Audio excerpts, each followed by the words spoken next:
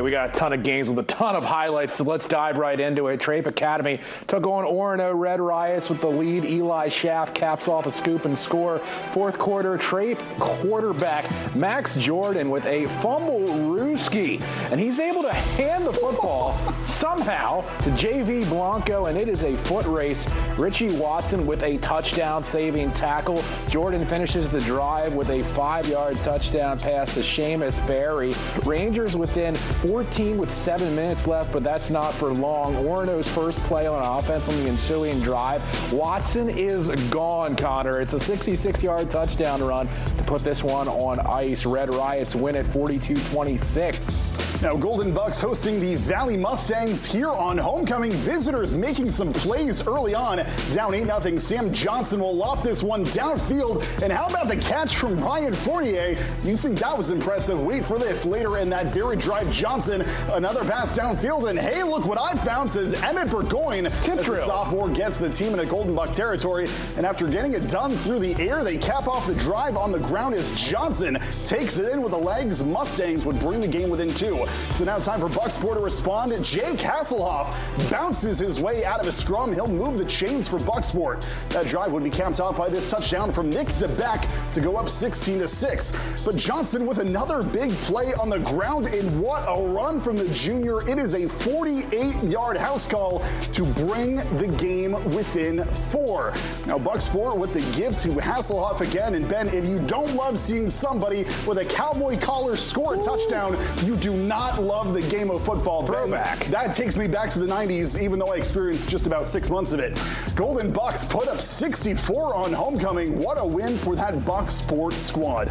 I had 8 years in the 90s, man. Skowhegan traveled to Herman to face the Hawks. It's homecoming. They got the smoke, and the fireworks. Boom, everything. Hawks' first drive. Ethan Curtis rolls out and finds Owen Lang. Watch this, man. He's zigging. He's zagging down to the 10. Crossing over. But he's fumbling at the end. Oh, my gosh. Connor McAlpine falls on it for the Herman touchdown, just how they drew it up. Connor actually recovered the kickoff at the 27-2. Curtis running play action, and this time Lang has his touchdown. 15-0 Hawks on the 14-yard score. Herman pulls away from Skowhegan 38-14. That's win number 50 for Coach Kyle Gallant. Congratulations, Coach. How about those Herman Hawks? Now on over to Ellsworth for a battle with MDI. Trojans up big in the first half. Here they'd add to the lead as Kenneth Stillwell scores with just over a minute until the half. That put his team up 28-0. Stillwell picking things up in the second half. He'll take this one from right around midfield. This kid is only a sophomore. He's going to be a problem for a while. MDI put up a lot of points in this one. Lincoln Gray with a touchdown to put them up 44-0. And now, Ben, normally we don't end the highlight with a clip from the team that lost, but I had to put this one in here. Down big late, Ripley Strout showing a tremendous amount of heart. He is not going to let his team be shut out on their home field. It was never going to change the outcome, but it looks like he gave that run everything he had. A well-deserved score for the senior. The win goes to the Trojans as they take down the Eagles 44-6. All right, Belfast and MCI from Pittsfield. Noah Parento breaks the ice in a scoreless game on WABI. Touchdown Lions with tough running. Luke Littlefield then goes deep to Connor Barrett, and Belfast goes up by 2 scores. But Connor, you always like a twist ending, you know. The Huskies storm back. A straight quarterback run for Caleb Rush. Apropos, MCI takes the lead, and late in the first half, Rush gone again. He's just unstoppable. Touchdown Huskies. 51 yards. Count them up. Huskies defeat the Lions in a back-and-forth shootout, 37-27. Now we're going to be heading on over to Gardner for the undefeated Tigers, who are facing off against Madomic Valley. Now, Ben, it is the Tigers pushing early, and they complete a pass, but immediately swarmed by the Panthers defense, who force the fumble rather. But shortly after that, Gardner gets them right back. Madomic's running back fighting to move the chains, but a sea of black jerseys closing in. Good things happen when you swarm to the football, and the Tigers get the turnover. Now, you like turnovers? Well, how about one more? Check out this grab from Owen Chadwick to switch the fields.